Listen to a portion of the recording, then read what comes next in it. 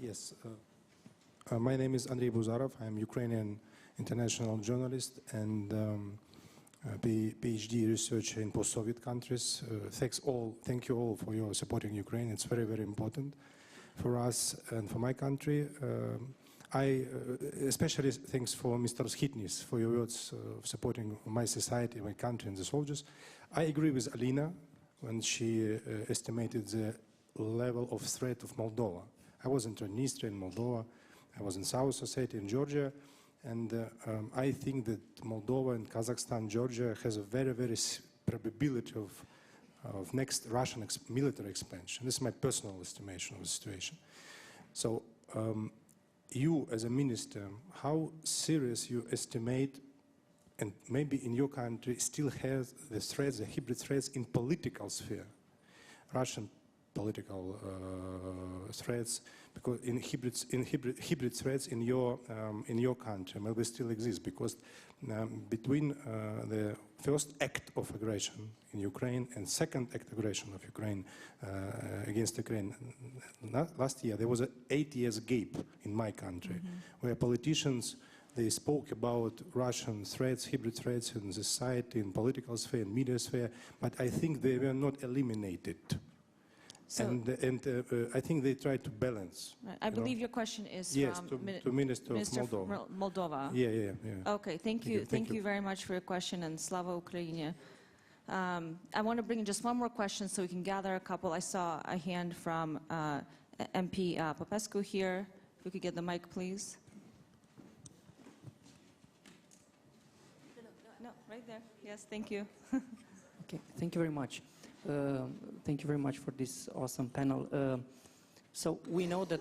Could you please introduce yourself to the... My name is Pavel Popescu, Romanian Parliament Defense and National Security Committee. So it's very important what Minister Evenko said, strengthening that region and putting more resources. And I want to raise up this question. What kind of resources and what kind of policy do you think the governments should work on regarding what's happening in social media and social media platforms? Because, you know, we managed to cooperate exceptional on classic warfare or on intelligence or even cyber when we have big cyber attacks. But disinformation in social media takes us in a position, and I'm giving you a very simple example from Romania, where we as political parties, we do sponsored campaign from people's money against the fake accounts in social media which are doing disinformation for Russia. I'm giving you a personal example. What we had to do while, you know, protecting all the freedom of speech, definitely. But this is what's happening. Millions of accounts in social media that they are spreading disinformation in Europe. And that's a hybrid attack. And it seems that the policy all around Europe and global policy does not work on social media these days, and citizens are suffering. No, thank you so much for those two questions. We did not cover disinformation as much, we just touched on it, but I think the MP's question is very, very relevant. I was in an earlier discussion today, we're talking about how complex the threat space is. We're talking about state actors, mostly on this panel. Obviously, Russia, China play in the information influence ops game. But now the situation is completely different. Any smaller state actor, non-state actor, who may not have the capacity to do these kinds of campaigns, there's plenty of so-called consultancies that will do these kinds of campaigns for them. And these are really kind of black operatives, but we don't have a sense of how big this industry is. But it is a huge industry now to run disinformation campaigns very, very cheaply. How are we dealing with this when it comes to our own homeland? To all of you, Secretary, Minister of Defense, Minister of the Interior, and how do we work across countries like the EU to try to do more around this threat? I don't think we have handled this. I think we're in a much better place in cyber. We're in a much better place in talking about cyber norms and standards. We're in a much better place when it comes to cyber cooperation. But this problem is still so persistent. I want to give the floor, because both of the questions were to Minister Evenko, to answer the first question around the hybrid threats to Moldova in particular, and then the second question around disinformation, which you spoke to already. We already are in the middle of the war. For 30 years we are at war, but the explosion of the threats that started to materialize since February 24th in a very speedy dynamics, we are already there. And the fugitive oligarchs, the so-called opposition, with their silence, with their fake non-support, they're also part of it. But most of it, as we already are seeing, and all the investigations have already perfectly well showed that there is definitely Moscow behind this concerted actions, backed up financially by fugitive oligarchs, using the energetic blackmail, using the food security blackmail to radicalize the society. Unfortunately, Russia has been very skillful for 30 years in dividing the society.